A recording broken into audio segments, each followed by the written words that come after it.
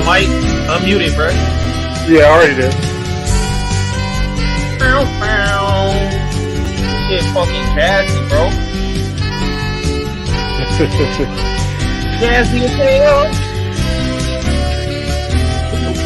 What does this music remind me of? I'm trying to think. I don't know.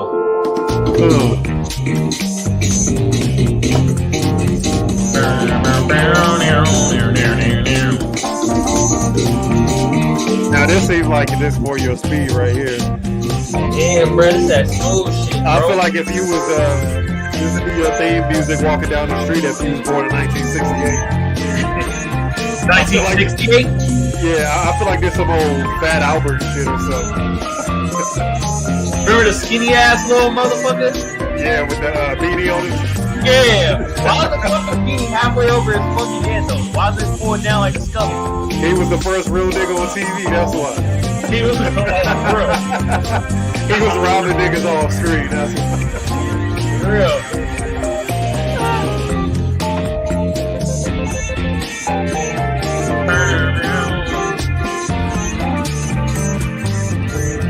First real nigga on screen. First real nigga on screen.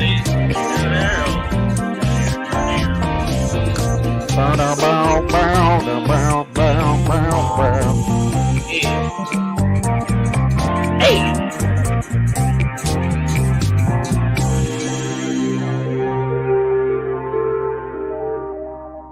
Damn, LeBron had 30? The fuck?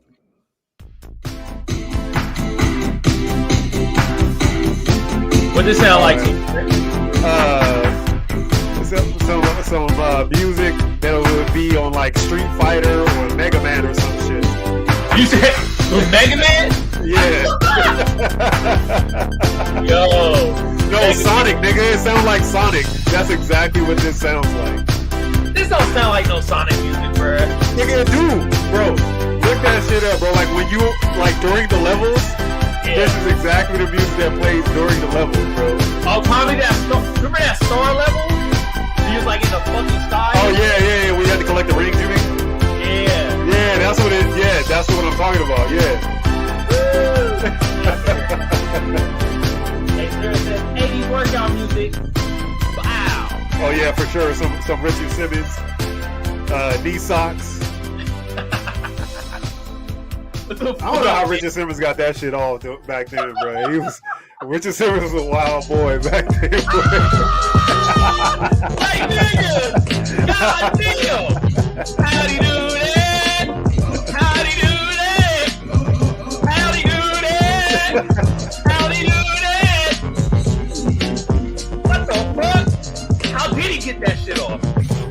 I don't know. He got it all the way off though.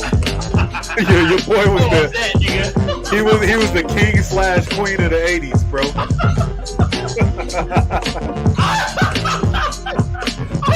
This nigga said he was the queen and the king of the 80s. I'm telling you, bro. All off some Power Buzz videos.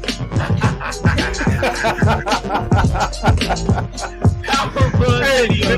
Richard Simmons wasn't even in shape like that, though, bro. That's the wildest shit, bro. That nigga was mad regular, bro. Mad regular shape. He had a face of a dad bod, nigga. Bro, they used to just spray this nigga with water in between scenes because he was not sweating for shit.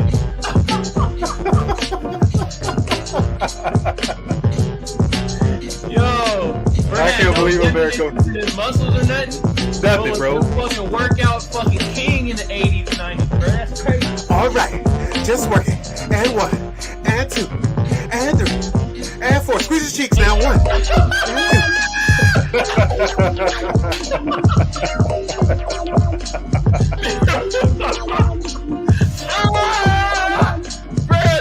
Squeeze your cheeks now. Yo, Richard Simmons was like that though. Yeah, little Richard Simmons, bro.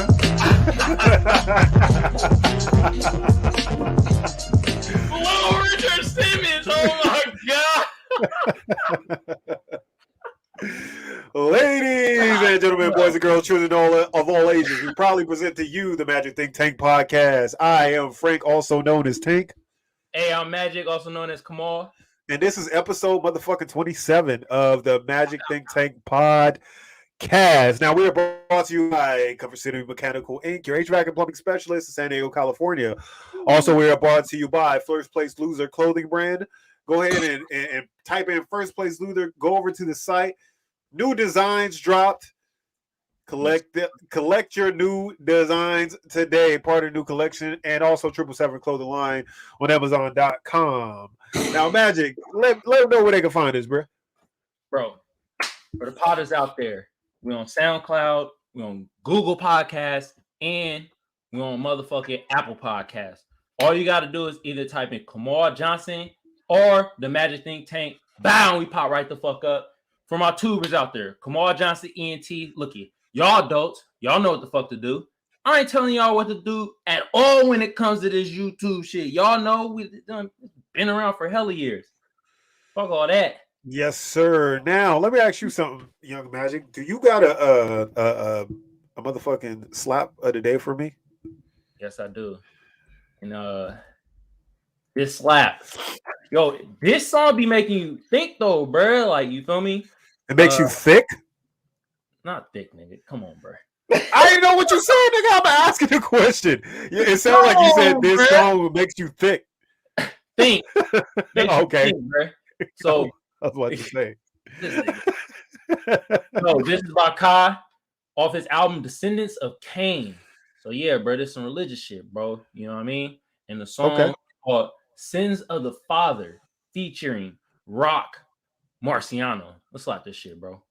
These are the children of Israel, the afflicted, the hopeless, the oppressed.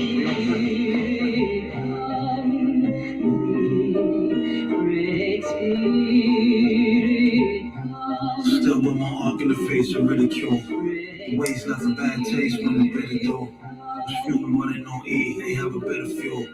Get repair was past fear, had to get a tool.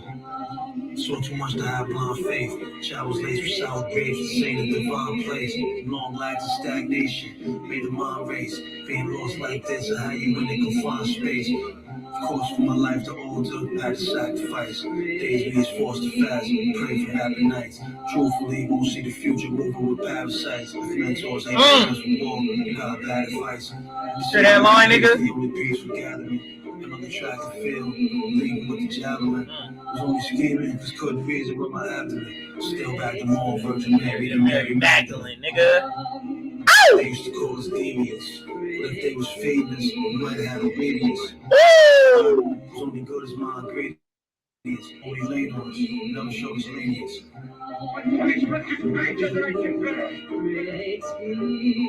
Wait to hell serving heaven. Take from the world and earn your blessing. I heard verbatim from my angel's message. My left shoulder they were saving finessing. I burnt the sage in the name of protection. James Evans and Rayful Evans. It's a dirty game of chess and checkers. Get paid to be left naked and desperate.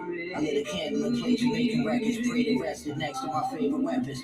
Saved my bread up and then made my exit. I'm going back and forth with the thoughts of quitting like table tennis. But what's the game if the players ain't in it?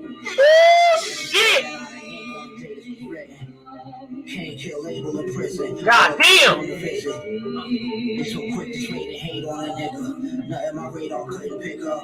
We overcame radar, all should be winners. False winners. No looking back and break the mirrors. Great spirits. We gave the devil a grace period. The richest baptized in Lake Superior. My lady from Syria. My interior, Siberia. My eyes still teary, nothing can cheer me up. This is the criteria. From the veil, still paying for the sins of my father. From the island, still paying for his sins, he was wildin'. From the veil, still paying for the sins of my father. From the island, still paying for his sins, he was wildin'. Time for clemency, change the verdicts. Whatever he did, we deserve this. Time for clemency, change the verdicts. Whatever he did, we deserve this. We have an iron bottom. We live well, we die well. That was Kai off his album Descendants of Cain, Sins of the Father, featuring Rock Marciano. Okay. I didn't even know Rock Marciano was still still rapping like that. Yeah, bro, he's still in the game, bro. You know what I mean? Yes, How you feel about sir. that episode, bro? I mean, I wish that I could. I would. That was one of the songs you gotta like listen to multiple times. You know what I'm saying? To kind of pick up everything, because that's more like a lyrical song than like a party song or a more contemporary, like faster speed song. So I would definitely have to hear that again Nah, to be but able to. what, like the title itself though, "Sins of the Father." You think that shit real? That we have to pay for the sins of our forefathers. Yeah, or just our Uh actual fathers in general? no, no. I think that in certain ways, right, that is the truth, because whatever is built before you, obviously you are able to compound and build on it. So like if your father does great things and leaves you house, cars, money, then obviously, you are more likely to be successful. Now, but if your dad's in jail or, did a bunch of stupid stuff, then, your life is harder for you to kind of dig yourself out of the situation, that was given to you basically. So in a sense, yes, in one sense, in that financial sense, yes. Do I believe like there's some, spiritual thing that I have to pay for that, my grandfather did? No. And the reason why I say that is because all these happy white people running around right now, they damn forefathers then did some bullshit. But they thought they was doing godly shit though. They used the Bible in that way though. Yeah, but you can use the Bible in any way. That's the thing about it. You know what I mean? Like people have taken the word, of God. Hitler did it. Like all, Mussolini, like all of these great, communist leaders that caused the most damage and the most death and destruction use the Bible. So I think that's a book that, depending on how it's translated and how, what verses you choose to pick out of it, you can make it mean literally whatever you want to make it mean. Yeah, that's true. You know what I mean? So it's like you could do that with any book, right? I mean, you could say that. Wait a Oh, minute, Hat in the Hat book though. yeah, you could pull a random ass line out of the Cat in the Hat, right, and just be like, oh, this book's about a fish in a fishbowl because they had a fish in a fishbowl in the book, right? So I mean, you can definitely do that. You could choose to take out whatever. If you're going to pick out pieces, the Bible's one of the only books where they pick out pieces, and that's because that's how the Bible's broken down, right? In chapter and verses and lines. So it's easy to pick out one chapter, one verse, one line, go over it, and make that be your reasoning behind doing X, Y, or Z, and especially depending on how it was translated. So the Bible's been translated in several languages, and means different things across the globe. You know what I mean? Yeah. What do you think? I do think we pay for the sins of our father. In a spiritual sense. In a sense, yeah. How I so? think so. Like, I feel like the shit that our father does spiritually drains down in us.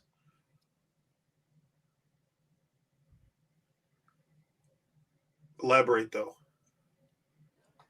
So, how can I elaborate this?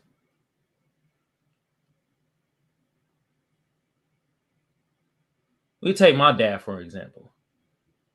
All right. Uh-huh. This nigga has an anger problem, right? Uh-huh. Super anger problem. And that shit made him do bad shit. But he never like really dealt with the shit. Yeah. That shit spilled over into me. I have anger issues. Well, yeah, now we're talking about genetics. And that's completely or like spiritual. Well, that's a genetic trait, right? So I mean that's a genetic trait from your parents. I mean, we all have those. from our parents. So that's something different. So yeah, in that sense, like it's not uncommon for our entire family to have anger issues. You know what I mean? We all have that one family on the block where it's like, oh, nobody fucking with that family. That family crazy. You know what I'm saying? Yeah. And that's because that's how genetics work. And it's not just genetics; it's being a product of your environment to a certain extent as well. So if you're around that, that's what built you. If anger is what built you, then you're gonna be angry. If happiness, but you think like genetically that's passed down though, like anger? Yeah, like absolutely. What about greed then? Yeah, greed is passed down. All of that shit is passed down. I mean, you look at these families, the top tier families, right? And like all the motherfuckers is greedy. They never stop being greedy. You look at the Rothschilds and stuff like that. They just pass that shit down. The next generation is greedy, and that's just because that's what they're around. They're around dads, uncles, aunties, grandparents who are all greedy. And they live for money. Then they develop those same exact traits because it comes to trying to make your parent proud, right? In that sense, you watched the show Billions before, right? Yeah, Billions is a shit. And you see how that happens. It's the competition. It's a sibling rivalry. It is a parent pushing their kid to be like them, and if their kid's not like them, then telling them that they're not shit. So it leads back to these kids trying to please their parents in a certain way. Now you do have some kids. There's always a stray story. Some kids are like, I don't give a fuck about your money. I don't want none of that. But typically, if you go through the standard, people are just trying to make their parents happy. They're trying to live a life that their parents would be proud of, basically. And so it's not quite the same with anger, obviously, because with anger it's just reactionary. You watch, you see how your parents react to the situation. It's all like that, right? So if your parents are like cowards, right, then you're more likely to be a coward because your parents don't want to confront things. So you're going to be, more amicable, and you're not going to try to, cause waves or cause friction. But is that nature or nurture though? Like, is that a genetic trait? Like being a fucking coward? That's nurture. That dude, you know what I mean? That's nurture. That's not nature. You know what I mean? Well, your parents. See, it's all about the world that's created. We all live in bubbles, right? So our household is a bubble.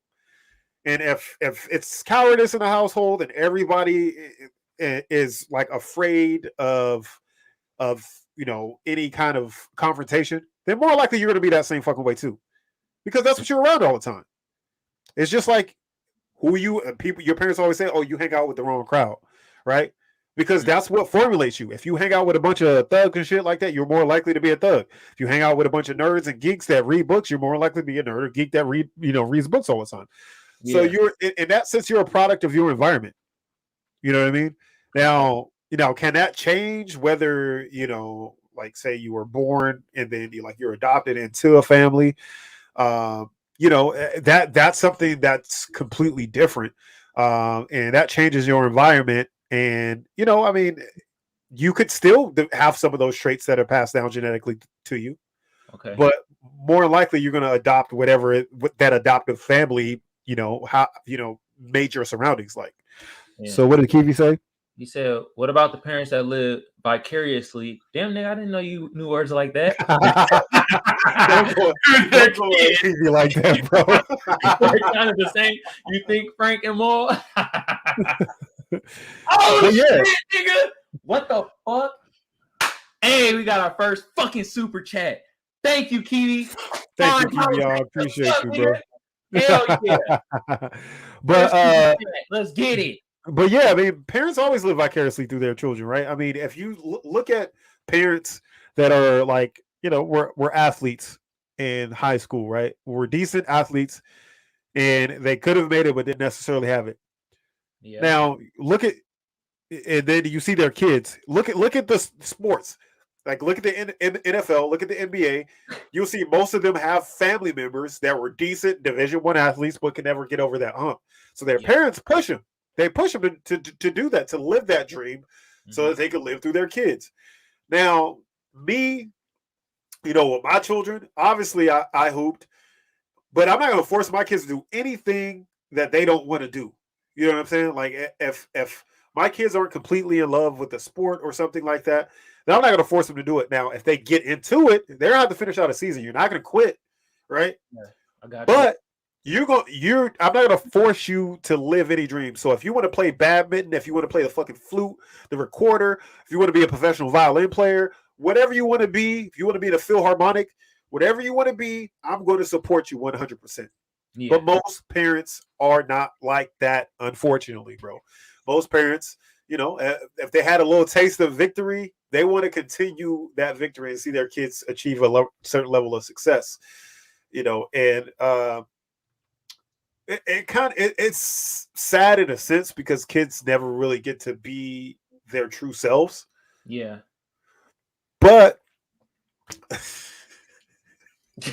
yeah, I got you got to read that. Frank, you got that jump shot from me. All right, Dukes.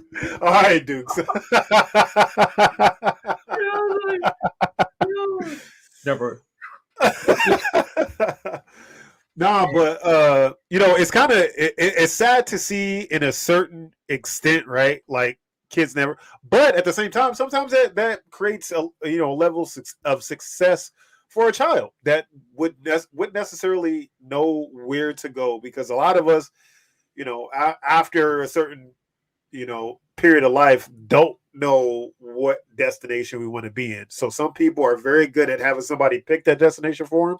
Yeah. Then reaching it rather than, having to come up with what they want to be, what they want to do, and then actually achieving and executing those plans. So yeah, man, execution of plans, bro. Shit. I feel like you choose your own happiness or hatred regardless of genetics. Not saying genetics don't play a part in it. I mean, yeah, you do choose your own happiness and hatred. I'm not saying, that you don't choose that. That's not what I'm saying. What I'm saying is, if your parents are more apt to anger because of some things, then you're going to be a little bit more apt to anger because that's what you see.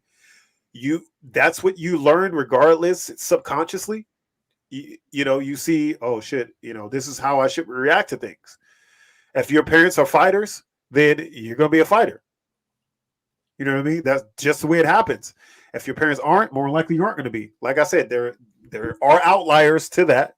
Then that's not simply, necessarily always the rule, because there are exceptions to every rule. Yeah. Except in math. Yeah, but if we're talking about generalizations, I'd say for the most part, it's quick to anger, or quick to happiness or whatever is a learned behavior. Okay. What did Kiwi say? You want to put that up? He said, I agree with Sarah also. However, I think that choosing of happiness happens later in life with the child. Adult comes into themselves. Yeah. So a child definitely changes the person who you are. He also said, I spent a lot of time trying to please people and then said, fuck that shit. I need to do me trying to please too many people, including parents. Yeah. Yeah.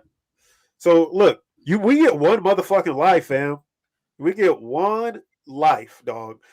Yeah. Your life before kids should be, obviously trying to find yourself and what truly makes you happy. Yeah. Then after you have kids, you can still have that, but your kids' happiness should be in front of, or adjacent to your happiness. Yeah, true that. And that's where we get lost a lot of times, because parents continuously try to make themselves happy. That's over their kids. So they go out to clubs, they go out partying, they're trying to find all of this stuff, and they forget that their focus should be on their child.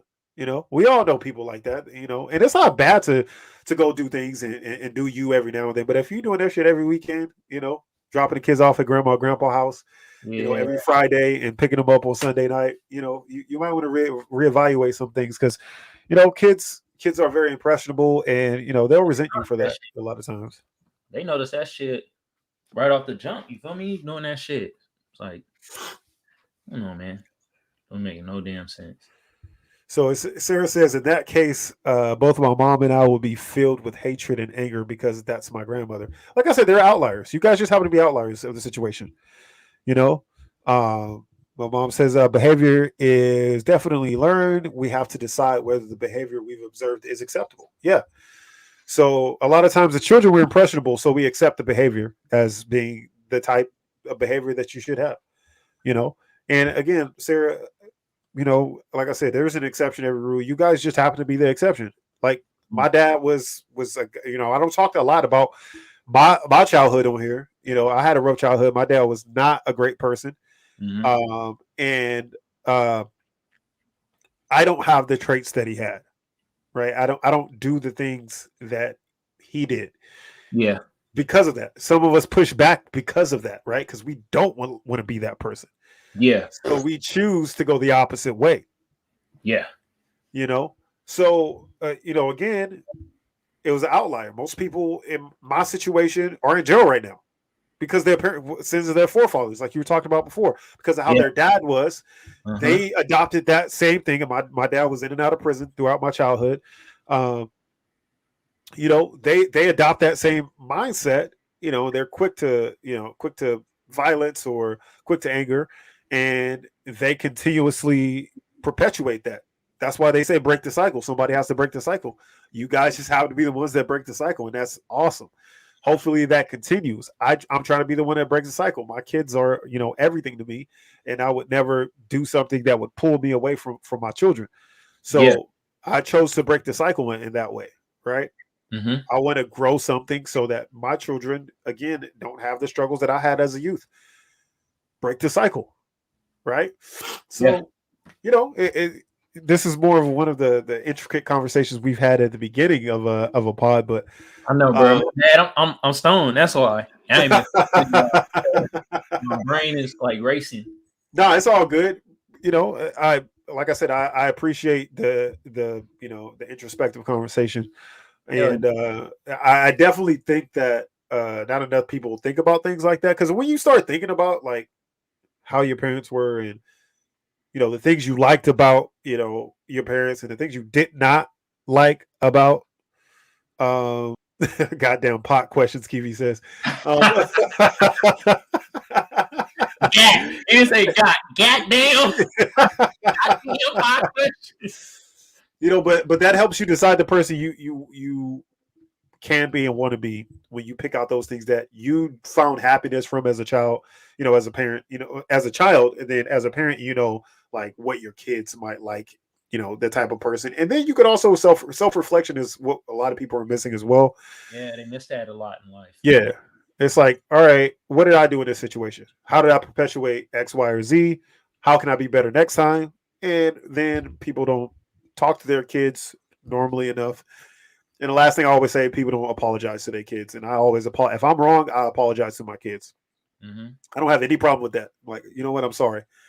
You know, if I'm like yelling at my daughter for doing something, and then, you know, my wife comes in and she's like, this nigga gave another super sticker. Nigga, hell yeah. Appreciate you, dog. Baby, we in the money now. Appreciate you, bro. Yes, sir. Thanks, Keith. We appreciate you. But you know, I mean, I spend a lot of time reflecting on conversations I've had and things that I've done, you know, with my children, because again, I want them to have a happy childhood, you know? Yeah. I do, because I've realized how important these years, the formative years, are to the adult you're gonna be and the resentments you're gonna have later in life. They say the formative years for a child is between the age of 0 to 8 or whatever. I said 0. Well, yeah. I mean, like when you born, you just 0. Yeah, I mean, I guess you are 0. Yeah, you really are 0 when you're born. How is your son? He's 0. Hey, bro, everybody's a fucking 0. I wish I would have fucking said that before, bro, because I'd be like, my son's 2 days old, 3 days old, blah blah. Nah, he's 0. Wait a minute. You really think about it, bro? That's equality. That's how every person equal. Your age started at 0, nigga. You 0, nigga. You a fucking 0. God damn, bro. That's a cold breaker if I can't say it. God You start thinking about it like that, bro. It's like, nigga, you all zeros when we start in this bitch. You don't care about your sex, your race, none of that shit. Yo, you zero, nigga. Yeah, Kiwi says, y'all be smooth, man. I got to finish my shift. All love. And Frank, remember, real homies don't let the homies mess with girls with clogged shoes. Bro, what happens in Vegas, stay in Vegas, bro. We're not talking about that, bro. But that was a good fucking time out there, though, man. Hell yeah. You be easy, man. We appreciate the donos, man, and thank you for stopping through, man, when you had time during your shift. We appreciate you. Thank you, bro. But yeah, man. So speaking of kids, man, I've been kind of pondering some things, right? Ponder, man.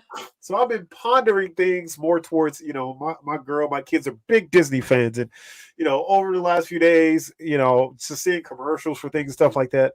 Yeah. I started wondering some shit, right?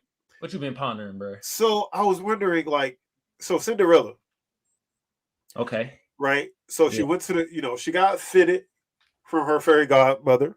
Yeah. Went to the fucking, perfectly tailored dress, shoes, bonnet, everything. Went to it, got her shit on. And then whatever the fuck that little thing tied around her head. then at the end of the night, her fucking shoe falls off.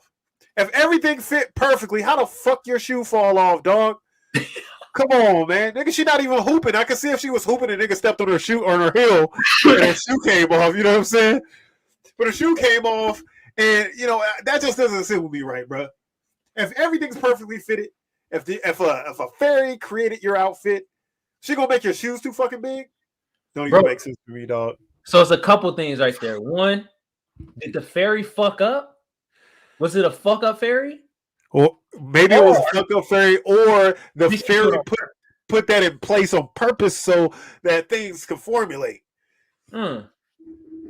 Shit. So that's one Disney thing I was pondering. The second thing is if Pinocchio says, "My nose is about to grow," what's gonna happen?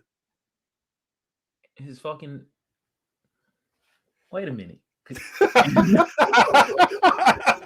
It's a lie, so shit's growing anyway. It's kind of like, yeah, my nose is gonna grow, but if it doesn't grow, wait a minute. It's like, okay, I see what you did there. Yeah, bro, that shit is because bullshit is like a circle of bro.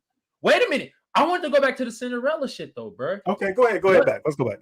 Okay, the fairy godmother could have fucked up, but Cinderella. Could she have done that on purpose? Because wasn't she trying to get the princess attention? Well, she was trying to get it. He was on it. He chose already. He had already chose up inside the club. You know what I'm saying?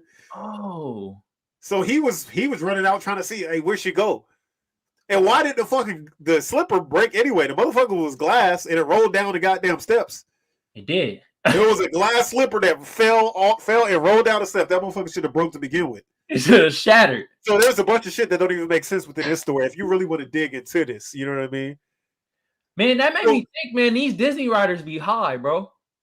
They be writing shit like, yo, bro, make this shit where the glass slipper that the fairy godmother is supposed to be perfect with has been perfect with all her life. All of a sudden, when a man comes around, shit goes in shambles. Yo, so Duke says, why didn't the shoe change like everything else? Great point. Nothing else changed. Like everything stayed the fucking same, right? So Sarah says, or did the shoe fall off because it was a 12? Okay. It was 12. Nah, because everything else just changed back to what it was. I thought she said it wasn't 12, like she was out there dunking basketball.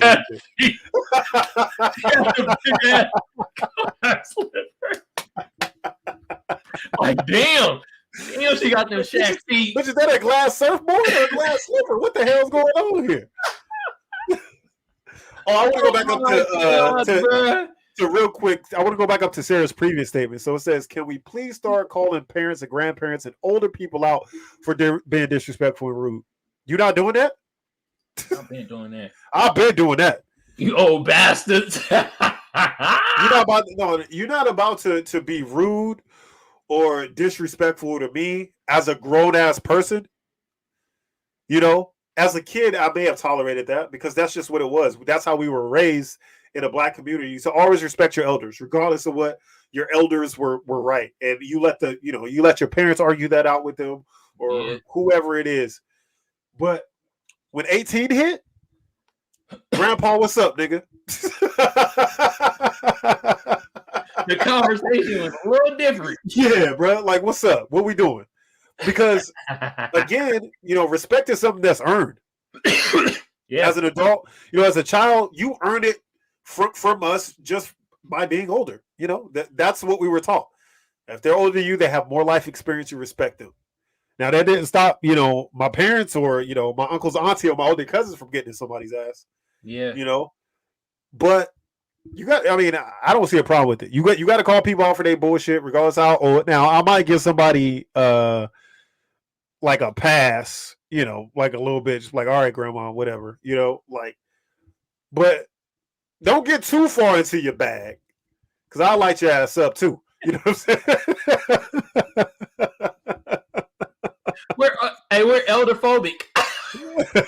Elderphobic, yeah, but that's what we were taught. Again, that was something that's learned in our community only. Yeah, because respect your elders at all costs. Yeah, even if they call you a bitch ass nigga. Yeah, you better respect that. And minority communities only. Yeah, because fucking you know little Kevin from up the street been calling his mama bitch since he was 8 years old. Stay out of my fucking room, mom. I hate you, bitch.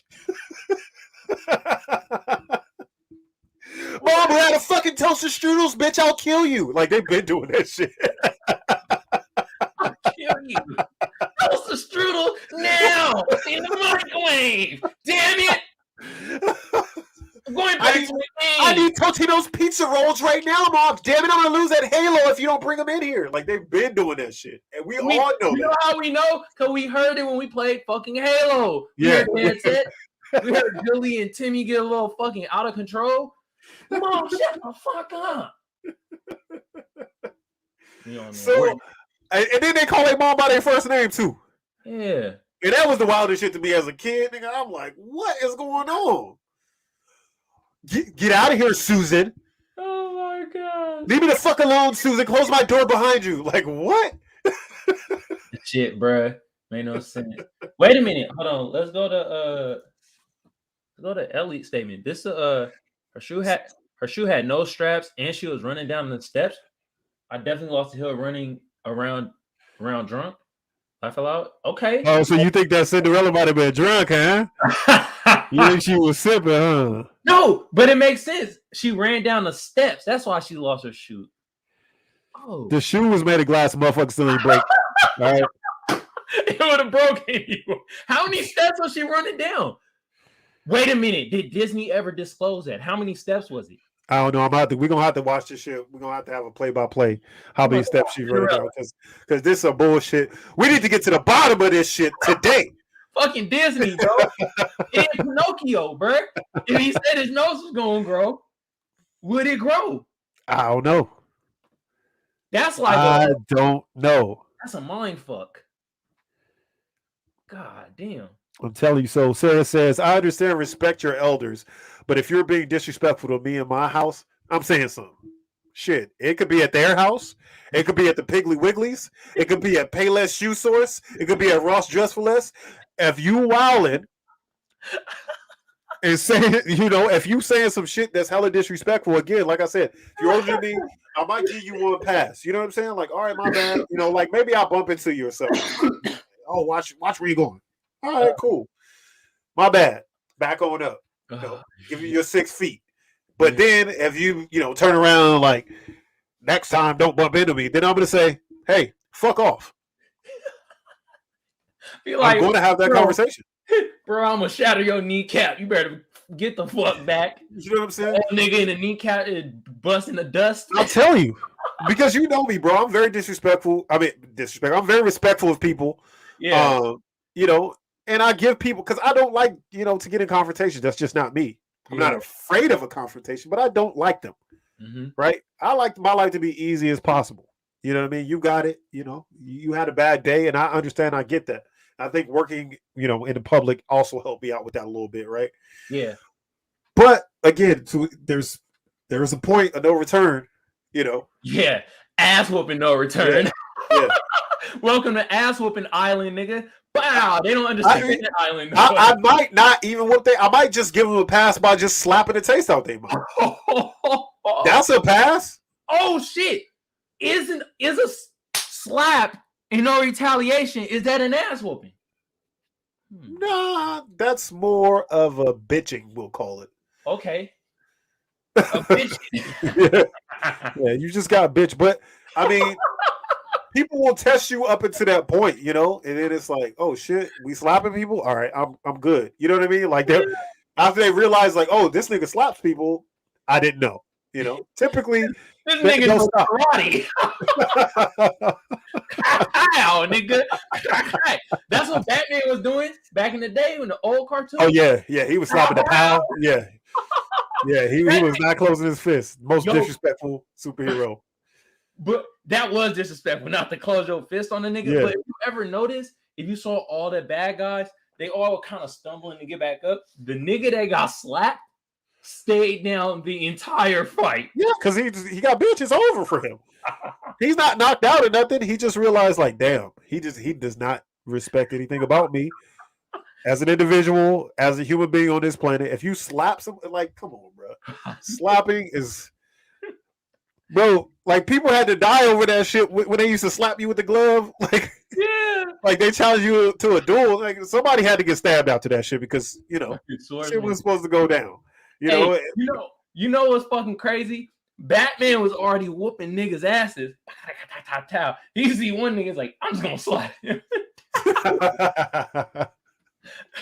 The disrespect to be mid-fight and then slap just a nigga. Bro, a new nigga that's coming into the fight. Imagine getting your ass beat by the old Robin. You know the Robin that used to just wear just the little booty shorts? Yeah. All he like his whole legs just exposed. You know what I'm saying? He was basically fucking dressed like Peter Pan out there. He was. On, you can't let this nigga. His only power was being able to fucking swing on the trapeze and shit. That's like it, nigga does not even know goddamn bars in here. You should be whooping his ass. He fuck around. Bye, I'll be whooping your ass in the booty shorts, bro. That's too fucking funny, bro. Hey, bro, we gotta get into this article, bro. Yeah. So yeah, let's get into my article. All right, let's get into yours first, though. Yeah. Now there is it's a sound bite that's about. Let's see. This. Yeah, it should be a minute and like a minute and 40 seconds. What the fuck is the sound? It should come up after the commercial. Right. Why that shit just popped up like fucking? It's a commercial and it should be ending in a couple seconds. Early this year, says Best Buy CEO Corey Barry. No, that's not it. That's not it? Why next week? Motherfuckers. All right, so it must be this one. Yeah, that's the one. Go ahead and hit play on it. On Friday, October 8th, teachers at Colorado and Southlake, Texas were trained on new guidelines for hit the mute button because it's I think it's muted. Who said that? I think so many. Black Friday has always been Black Friday, and that's not it. It's not it either. No, it's showing it right there, but like that's it right there. Press play. Nigga, we acting like old men right now. Like we don't know. Yeah, it's clearly NBC's site. Mess. Oh, here we go, right here. And you are in the middle of a political mess.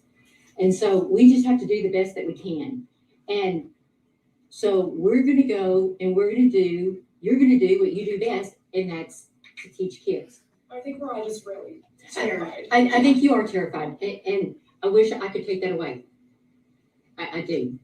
I can't do that. You are professionals. We hired you as professionals. We trust you with our children. So if you think the book is okay, then let's go with it. And whatever happens, we will fight it together. We will. There's a lot of districts that are in the exact same spot we're in, and no one knows how to navigate these waters. I mean, no one.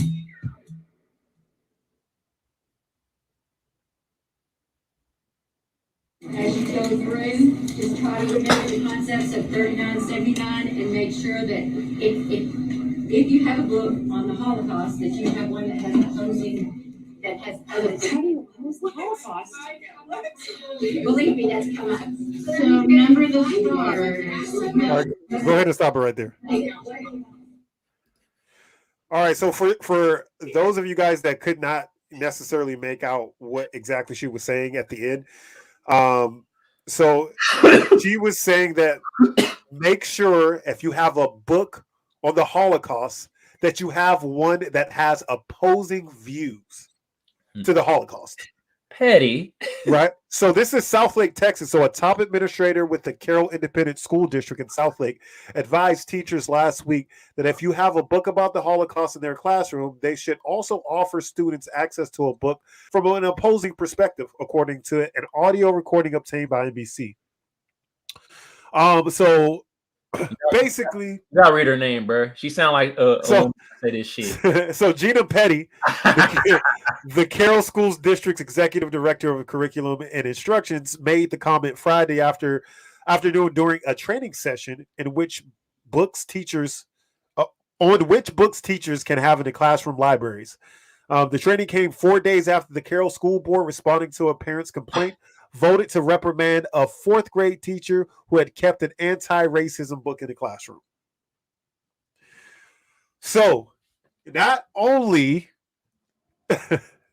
are the CRT people, states trying to blot out all racist history throughout this country, but apparently across the fucking globe. So anything racist that happened across the fucking globe no longer be taught in these places in which critical race theory has been a trending topic in which they've decided not to talk about in classes. Now, in my perspective, this is going to make things a million times worse. And why is it going to make things a million times worse? They think that if you don't talk about it, eventually, the reason why we've developed a hatred towards, slavery, because we learned about it. But if we didn't know about it, then we would have no idea that that oppressors exist. Right? This shit sound like a stand-up right now. Okay. That is right, though. If we don't know about it, yes. But it's like, nigga, we have brains and like... We have the fucking internet, dog. It's like... Okay. The internet exists. In a world where we would... Look, this would have worked when I was a kid, when all we had was the Encyclopedia Britannica. Yeah. And typewriters. That's when that shit would have worked. Now that we have worked then, because our parents were taught us shit. That's who taught us about shit. Like, it's passed down knowledge. Like, my kids are gonna black children are gonna have a full understanding, because I doubt, outside of the black Republicans, if there's a parent that's gonna be like, you know what, I don't think that is valuable information for my child to have to learn about racism or sexism or classism or any of the fucking isms. My kids are going to know about all of that. Why? Because that's the society that they fucking live in. They have to learn that these are going to be hurdles that they have to overcome. Yeah. What you're doing is crippling children at this point. You're crippling your daughters if you're not teaching about sexism and the fact that exists, the fact that, the contemporaries of your child, when they get older and they work, that their male counterparts are going to make more money than them. Yeah. And the facts behind that and why. Right? Mm-hmm. If you're black, your white counterparts are going to make more money than you. And why? You're less likely to get a fair shot at things. You're more likely to get pulled over by the police. You're more likely to go to jail, at a longer rate if you commit a crime than your white counterparts. Like, they need to understand this. What age do you think they need to understand it? When they are able to leave the house on their own. Okay.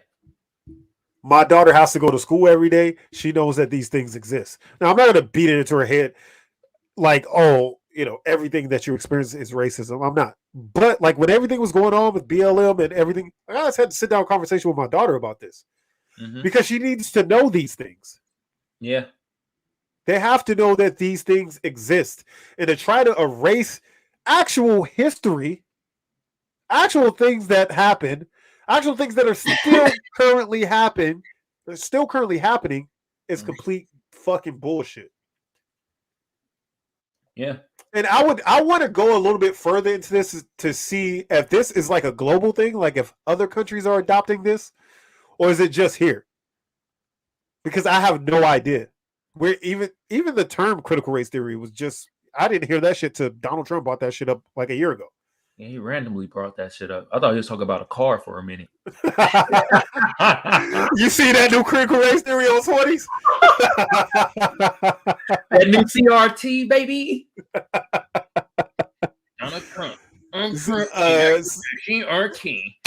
Like, nigga. Sarah says this is just further proof that racism is taught.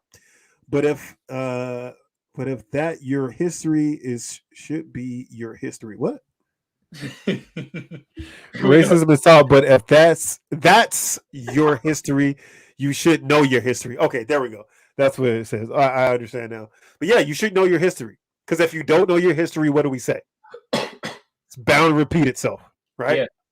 Yeah. But they want to keep the Christopher Columbus lie. Right. Right, Dukes. Yeah. Right. So the story of the history of the United States is as follows. White people traveled the globe. They found a country in which people lived in. They were amicably accepted into the country and helped the Native Americans spread love and cheer across this great nation of America. And then we built airplanes and cars and we lived happily ever after. That's the story of the United States. That shit sound like Cinderella. It is. It's fiction, bro. I mean, it is fiction. It's fake news. It's science fiction. It's whatever you want to call it. It's a bunch of fucking garbage. And this is definitely gonna come back to bite them in the ass. I don't even know how. I just know it will. Yeah. Like you because at what point do you stop? You draw the line, They don't want the kids to know anything about the bad shit. Are they going to talk about World War II? Are they going to talk about, when we dropped the fucking H-bomb, the first hydrogen bomb on other countries? And, or we're going to wipe that slate clean, We're not going to talk about that because that looks bad that we killed tens of thousands of Japanese people. Man, that shit like bankruptcy. After 7 years, you can wipe it clean. How they feeling? Yeah, that's 10 years ago. Nigga, that's 20 years ago. Get over it. I'm telling you, bro. That John Gruden email, 2011. Nigga, that's 10 years ago. Fuck out your feelings, nigga. Get over it. I was like, hey, listen. Listen. Look, with that John Gruden thing, and I don't want to harp on it for too long, right? But with that, initially when I first heard it, I'm like, oh, he just said a nigga got big lips. He said that shit 10 years ago. Like, bruh, it's funny to me. It was funny. It's like, I would say a nigga had big lips too. You know what I'm saying? Like, so I can delineate that. Like, that doesn't seem racist to me. When you just say a nigga got big lips. I'm sorry. Now, if you call him a big lip spear chucker, then that is racist in itself. But if a nigga just has large lips and you say, damn, that nigga got some big lips, it is what it is, right? So when I first heard that, but when I heard that it was a continuum of it, and he said a bunch of misogynistic, racist, just vile things. He called the commissioner, the FAG word several times. I don't want to get us pulled, so I don't want to say what he said. Yeah, but he called him that several times, and he used the whole word. A word that, nobody, I haven't even heard that word in like 15 to 20 years. So, and he was just using that shit freely in 2011.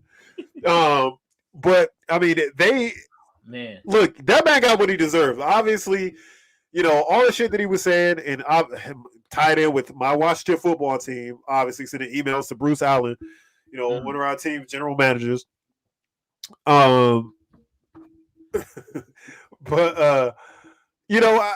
to me, it's like, bro, all of that shit. If you send like one email, it's like, okay, like he just getting some shit off.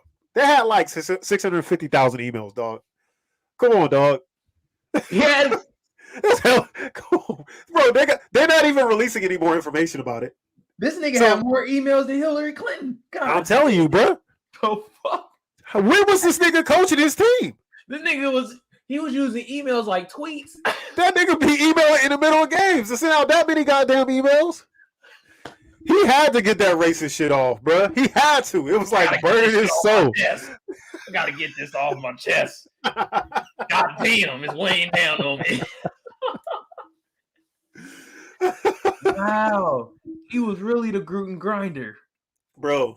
And to have something like that and then be so, anti-gay, but you have something called the gluten grinders. Come on, fam. Come on, dog. Know your audience, dog.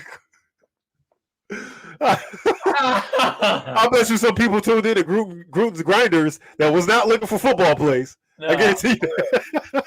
Oh my god, bro! They're like, oh, this is not what I wanted to see.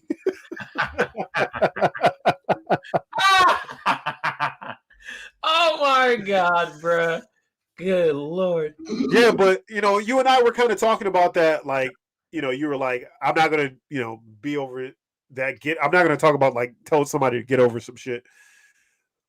Bro, if it's some shit that you need to get over, like if I came to your house and, spilled some fucking juice on your couch and next year you still bringing that shit up after I done had it cleaned off and everything, nigga, get over that shit, fam. Get over it. But if it's something like as egregious as 650,000 emails and slavery and a Holocaust, then, there's, I don't think you can tell people to get over that shit. I'm not saying shit, bro. I ain't saying get over nothing. Nope. Don't get over anything. I'm not over it, damn it. Yeah, if you need to get over something, I'm going to tell you need to get over it. Now, I can't make you get over it, obviously, right? I can only help you along. Yeah. That's it. But if you don't want to get over it, don't get over it. If you want to be stuck on some shit, be stuck on some shit. Niggas is acting like with this get over it shit, niggas be acting like, and you were talking about more towards like the John Gruden emails and racism and stuff like that when people are like, oh, get over slavery, blah, blah, blah. We'd be over slavery if you motherfuckers would let us be over it. And stop acting like, stop acting like we're less than in society. Yeah. Then we'd be completely over. We wouldn't even bring that shit up. But if I walk out the door there, so give us our money, reparations. Like I wrote, reparations. That's that Italian blood in you, bro. Reparations. Hey, I might have some Italian in me. Pause. Anyways. Ultimate pause. Nah, nigga, we don't pause over here no more. All unpause, nigga. Unpause the game. Yeah. Fuck that. Yeah, but I mean, look, sometimes people just need to get over shit, but like if you let us forget it, we'll forget about it. If you just treat us as equal citizens, and don't act like shit that we talk about doesn't exist. But if I walk outside every day and a motherfucker is gonna hit me over the goddamn head with a baton, then I'm gonna say something like, "Damn, nigga, stop hitting me with the goddamn baton over my head every time I walk out the door." Oh, nigga, that was yesterday. I'm not hitting you today. But nigga, you just hit me with the goddamn baton. I still got the knot on my head right fucking here, bro. What do you mean? Get over that shit, nigga. Get over it, nigga. You done had many of years to get over that shit. Okay. So if my mom didn't live in a society where she wasn't heavily redlined and gone through racist shit, and then me as a child growing up in DC in the 80s and 90s, if I didn't go through a bunch of shit and see a bunch of shit and live a bunch of shit, then I would be over it. But frankly, you motherfuckers just won't let us get over it. Yeah, man. Don't just, we're not going to talk about it. We're going to let you get your ass beat. We just ain't going to talk about it. That's what they want to do. They just don't want to talk about none of that shit. These niggas literally like sweep it under the rug. Yeah. Oh, They hit you in the stomach. But you oh, shut your bitch ass up, nigga. I don't give a fuck if that hurt it, nigga. Shut the fuck up, nigga. Shut your bitch ass up. Oh god damn. I'm telling you, bro. I'm telling you. Well, so what you got for me article wise? Oh man. Hey man, this is gonna be a long episode, y'all. So y'all just look it. We having fun tonight. This shit's been funny. You feel me? All right, what I got tonight, bro, makes me think this society ain't so much better right now. Oh my God. A student punched her disabled 64-year-old teacher. The attack might have been inspired by TikTok. What did the 64-year-old teacher do? What did they do? Now, I need to know that. I need to know all the facts. What the teacher do? I need to know. We were just talking about this earlier. Look, disrespect could be met by disrespect. Hey, how did the elder shit? That's crazy. I didn't even peep that together. Yeah. Oh, so what they do? Let's read this. Let's read into this. This is by Letitia Beecham or Betcham, if you want to sound exotic. A Louisiana teenager could face up. All right, Louisiana, New Orleans. All right, they were out there. Mm-hmm. A Louisiana teenager could face up to 5 years behind bars for assaulting a teacher, an attack that authorities say could have been inspired by a TikTok challenge. Laura Anna Jackson, God damn it, 18, was charged with felony battery of a school teacher after a video shared across social media showed her attacking a Covington high school teacher on October 6th, police said. All right, let's get to the nitty gritty. Y'all know y'all niggas read like that too. Y'all be I forgot his. He said nothing is Jackson's film action as a part of the stream that left teachers.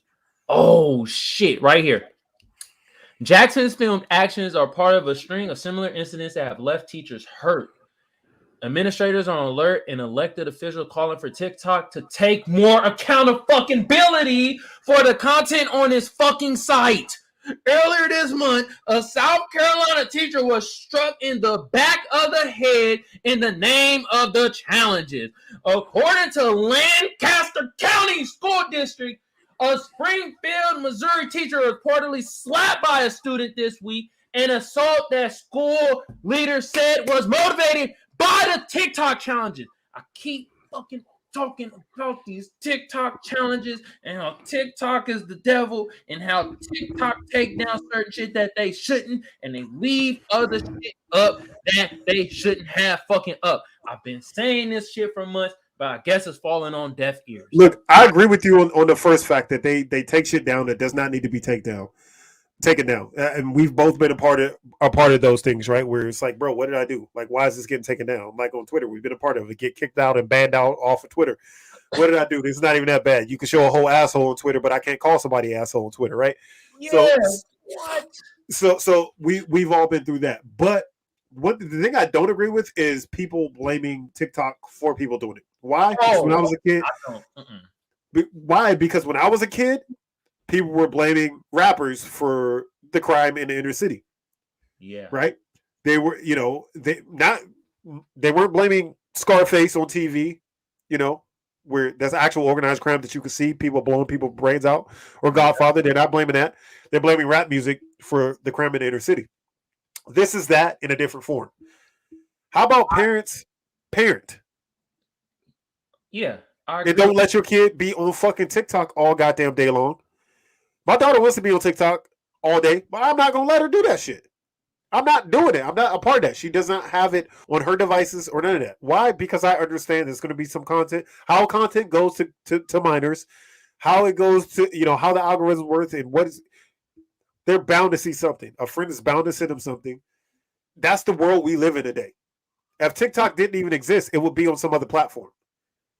True. But do you think there should be more of a fucking balance? because I feel like they actually promote these stupid challenges, and the more violent it is, it seems to get more of a fucking push behind TikTok until it gets some outrage, and then they start taking it down. Yeah, no, I definitely think there needs to be a little bit more oversight as to what. But you have to realize how many videos go up every day. How many millions upon millions of videos go up, and are things going to slip through the cracks? Yeah, it's going to happen. So I don't even know how many. I mean, they could be blocking millions, and these are just the ones that are able to get through until people report them. You know what I mean? Or they could just be blocking. I don't know what they block. I mean, shit. Well, they block Black Lives Matter in your profile if you got that. Yeah, you can't have that. You can't have that. You can't even say that. The Kimbe Mutombo and shit. Like, get that shit out of here. Yeah, they got Will Chamberlain. They got Will Chamberlain to paint for that shit. You know what I'm saying? Hell yeah. Like, damn. But what I keep saying, bro, is TikTok the devil? I mean, like I said, you can blame anything on anything, right? Yeah. To me, it comes back to the parents. What are the parents doing? Are you involved with your kids? Are you watching what they're watching? Are you, being a part in actually communicating with your kids? Let them know right and wrong, blah, blah, blah. No, kids are going to be kids. They're going to do dumb shit sometimes. Yeah. It's going to happen. You want to prevent, because how many, if this was that big of a, TikTok was that big of a deal, and this thing was going around like wildfire, how many more kids would have been slapping teachers? This would just been a pandemic of teachers being slapped across the nation. You know what I'm saying? A slap-a-demic? Clow. All nothing but slaps. Yeah, Ellie, you're right. So Ellie says parents raising these disrespectful ass kids too. Yeah. Yeah. They are. You are right. They are. God damn. They are. But if your kids are disrespectful with my kids, you better know how to fight as a parent. Tell you that right now. You better know how to fight as a parent. I don't play about a bunch of shit I let slide, but I don't play about my kids, bro. Hey, and bro, I'm gonna have one decent conversation with you. Hell yeah. I'm gonna have one decent regular conversation with you. Hey, make sure your child is not fucking with my kid. You better have that conversation with them, because then it's going to be between you and I. Yeah, bro. Because I'm not raising my kids to be disrespectful. My kids aren't going to disrespect other people. My kids are very respectful to others, because that's what I teach in my household. Yeah. See, I feel like, okay, because I don't have kids. Yeah. I'll see how you, Tommy, a.k.a. Turt, you know what I mean, Kevion, I see how, like, y'all raise y'all kids. Yeah. So I'm like, bro, I ain't about to raise my kid to be disrespectful or none of that shit. Huh. But I like that line, like, nigga, you better be ready to know how to fight if you teaching your kids to be disrespectful and shit. Yeah. You're like, nigga, I'm teaching respect, and you now I gotta whoop your daddy's ass. Yeah. Right in front of you. That'd be a very hard lesson for a kid to learn on why his dad got fucked up. Mm-hmm. Because he decided he wanted to blow a spit bubble in the back of my kid's ear. Yeah. That was a very hard lesson. So you even think twice about that. Yeah, man. But then that's also giving that kid some ammunition, because when that dad tried to discipline, hey, take out the trash. Hey, you better, I'm going to call Bell's dad over here and whoop your ass again. Oh, shit. Like, no. I'll take out the trash. I got it. God damn. You know what I'm saying? So, I mean, but again, I agree with you as far as, TikTok needs to have moderators, but I don't completely blame TikTok for that, because the internet is just something that is going to be tough to navigate, bro. And I don't know how I'm going to do it once, my daughter gets, heavily into it. There's way too much information, too much shit on the internet. Yeah. That kids should know about, that they do know about. All I'm saying is this, man. TikTok, just have more balance, my nigga. Yeah. I mean, y'all get my videos blocked immediately. They get silent like that. I'm just saying, bro. Yeah. Have balance. Let some of my videos slip through the cracks. Yeah.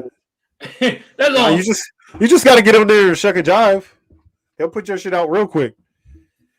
The door be open. You get in there and do that shit. Yeah, bro. That's damn bullshit, bro. You get up. That's what motherfuckers was doing. That's how TikTok became famous. Yes, just dancing, just sandbagging around, right? doing all the dances, and then all the white kids started doing those fucking dances too, right? They started doing that same bullshit, and that's how TikTok became like a relevant thing. And TikTok is riddled with those dances, those stupid fucking dances, and fucking voiceovers. Like you hate those goddamn voiceovers, bro.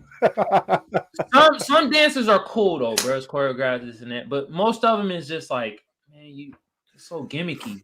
And then the voiceover is like, why are you voicing over another woman? Why don't you just read out what she's saying in your own voice? Because that's the cool thing to do, man. I'll be like, what the fuck? Why are you voicing a fucking robot? It sounds TikTok just teaches, again, I'm going to say this again. TikTok teaches you how to be a follower.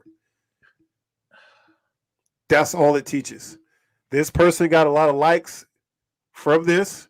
I'm going to do this as well because I want to be just like them. Yeah, bro. And get a lot of likes. That's what it doesn't teach you to be an individual. It teaches you how to follow other people. Even you find a formula. Even a way to like give off information out on there, bro. It's like you got to do those gimmicky shit. Even like the way people end racism. Yeah. Say no to drugs. Yeah. They don't talk though. It'd be the little robot and they point. Yeah. You feel me? Uh-huh. I know exactly what you mean. Sexism is bad. And Sarah says, and why are little kids walking around with cell phones and tablets? I didn't have a phone until I was 15. I mean, I think that type of shit, the age of a kid not having a fucking tablet or cell phone by the time they're 15, that shit is over. Yeah. The cell phone is actually, you want a kid to kind of have that shit because this shit is a dangerous world out there. You know? And like, you want them to be able to kind of contact you within, quickly if some bullshit pop off. Yeah, man, my girls they have phones that only call your parents. Okay. And that's what we're gonna get for my daughter, because she's 8 now. So like it's time, 8, 9, 10 years old is when I think that they should have something when they're out to be able to contact us, right? But yeah, you're absolutely 100% right. That time is over. You know what I mean? Like for kids not to have at least a tablet. Yeah. To be able to keep themselves busy because kids don't go outside and play. We went outside and played, dog. Yeah, we played. We got fucking dirty, nigga. We was out. But I don't want my daughter outside playing where I can't see her because the world is not what it used to be. Yeah.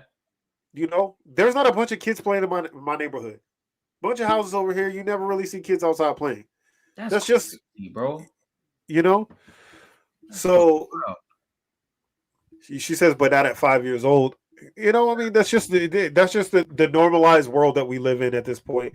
Yeah, a bunch of that's the follower shit. Like, oh, let me get a 5-year-old a tablet because blah blah blah. You feel me? Yeah, I don't have a problem with it. If you're monitoring what they're doing, I don't have a problem with it. Like when I was a kid, when I was in the house at a young age, I was fucking in the house watching Gumby all goddamn day, right? I got you. So now, like my son wants to watch fucking Baby Shark all the time. I don't want to watch that shit on my TV. You know how annoying it is to watch Baby Shark every day? Let me hear it. Come on. All day? Do the impression of Baby Shark. I'm not going to do that. Come on. But Baby Shark. No, I'm not doing that. I've done that enough. Come on, Brad. Do it for us. No. All right, if I sing Baby Shark, you got to twerk. You got to get up and twerk your ass on camera. Okay, yeah. So you ain't doing that, so I ain't doing this. But you know how annoying it is to hear fucking Baby Shark all goddamn day, every day. I don't. So what did I do? Give my son a tablet and put headphones on him. All right, now you can listen to all the fucking Baby Shark you want to listen to, and I ain't got to hear that shit. It makes sense though, and also like when I was 3, I started playing video games. It's the same concept. Yeah. We'd be heavy on Mario and fucking Sonic and shit like that, right? Yeah. Fucking super fucking Mario 3 shit. My wife said he's fed up with Baby Shark. You don't know what we go through. They don't, baby.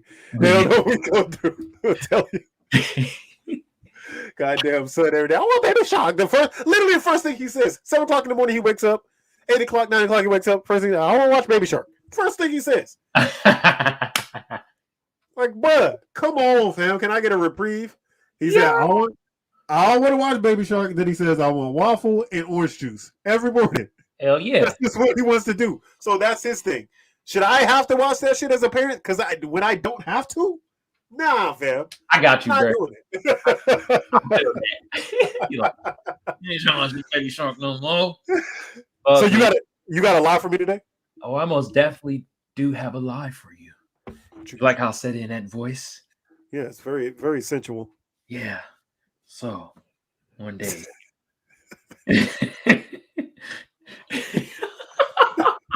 Very sensual. Never mind. I'm gonna stop that voice. Cause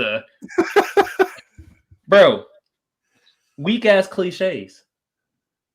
Don't like them. So hold on, what does LIE stand for? Let the people know that haven't listened to this segment before.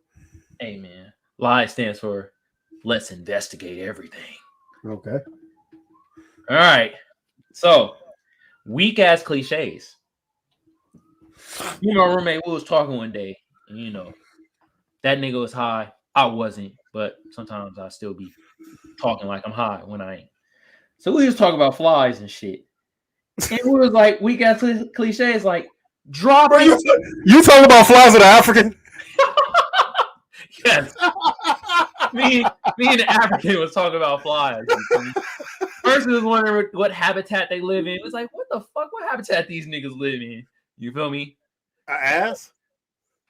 No, an ass is not a fucking habitat. That an ass can be a habitat. What you mean? Nah, but real talk, bruh. Like, no, nigga. No, an ass. You know what? Let me just tell the lie. All right. Anyway, the lie is dropping like flies, nigga. Yeah, I don't know. I don't understand that. I've never been anywhere where I seen fucking flies just falling out the sky. Have you seen flies dropping like motherfuckers? I've never seen it. I see them alive and well. Only time I see them dead is either when fucking we killed them with shoes or whatever we got to swat them motherfuckers, or if you drown them. That's it. Well, I seen them in a windowsill dead every now and then. Yeah, because they've been trying to get out for a minute. You know what I mean? You hear the motherfuckers buzzing around, but I've never been anywhere where I'm like, God damn, there's hella flies falling out the goddamn sky. Never.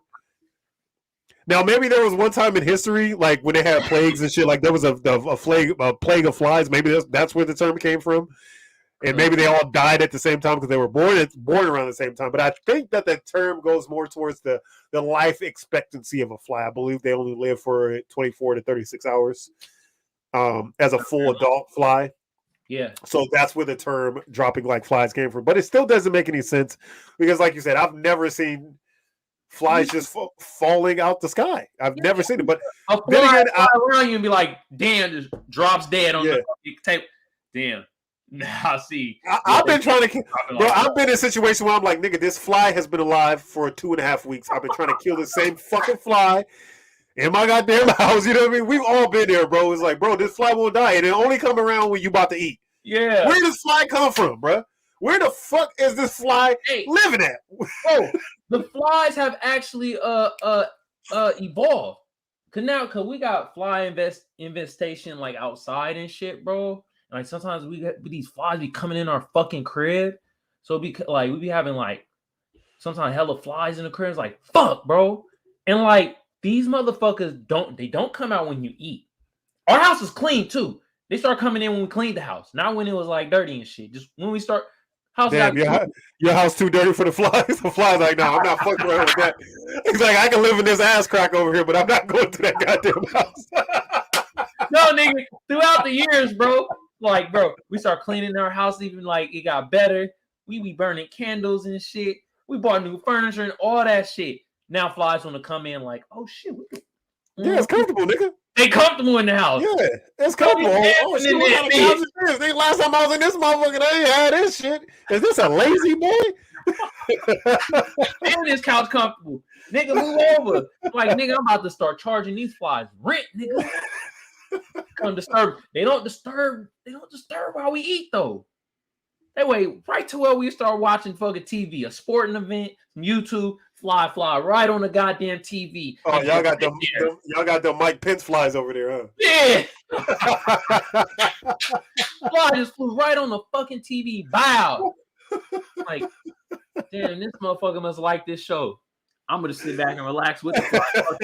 I ain't gonna be chasing around trying to kill the fly. Ain't gonna fuck up my zen. Fuck it. This nigga Jerry be like, I got to kill it. Where is he?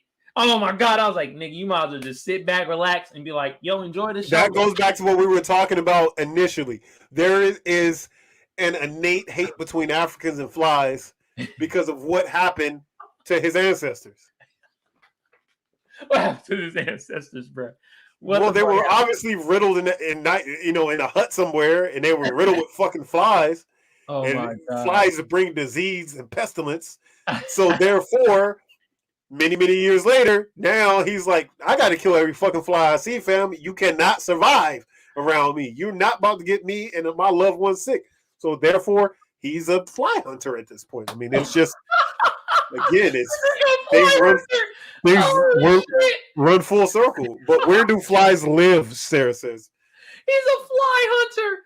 Wow, that's a fucking funny ass name. The answer to that question is with Africans. That's where flies live. Yo, is it still the joke that like one fly is assigned to one African? To every African, yeah. When you're born, look, there's certain things. Like if you're born Asian when you turn 16, they send you a Honda. You know, a Honda Civic, preferably. No. Right? When you and when you're African and you turn 5 years old, you get assigned to fly. Bro, wait a minute. Do they give him the fly as like, remember in fucking Lion King and Simba was presented? The circle of life. Yeah. The circle of flies. And then it's a fucking hella flies flying around them. And yeah, they hold up the fucking fly larvae in front of you. And, you gotta raise that like it's your own child. Whoa. This live was intense. This live, weak ass cliches. Fucking hate him, bro. Oh my god, that was fucking incredible, bro. All right, man. Before we get out of here, bro. I've been telling y'all, bro. You and Byron. I think I was born to be a supervillain. My first pet was a cat, right? You feel me? And I'm like, why the fuck are supervillains like cats so much? You feel me? Like, bro, cats are mad protective and they gangster as fuck, bro. Look at this video, bro. Hold on, man. I gotta show you. This is why I want a cat, bro. This is why I want a motherfucking cat. They don't back down from shit.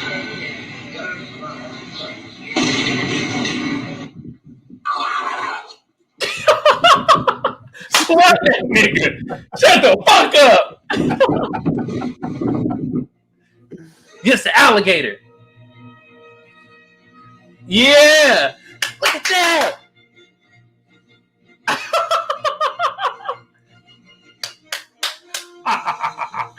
Yeah, cat don't back down from nothing.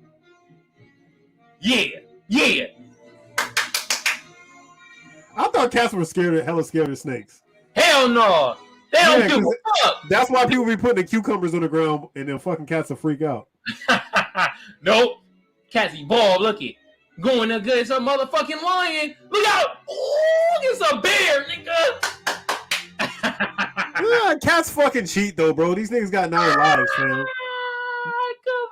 bro. See, they don't get scary until like the last 3 lives, bro. Like the first 6 lives, they bold and bad and shit. They'll go up against a tiger and an alligator. Those last 3 come, they ain't fucking with you though. They out. Oh my god, bro, you right, bro. Because of 9 lives, bro. Scruffalophagus. Scruffalophagus. Name of the cat.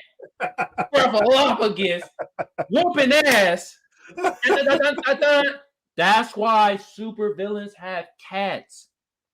They about that life. And they fun to pet. You're gonna really lean into this Catman shit, ain't you? Yeah, might as well. Shit. Catman. Catman.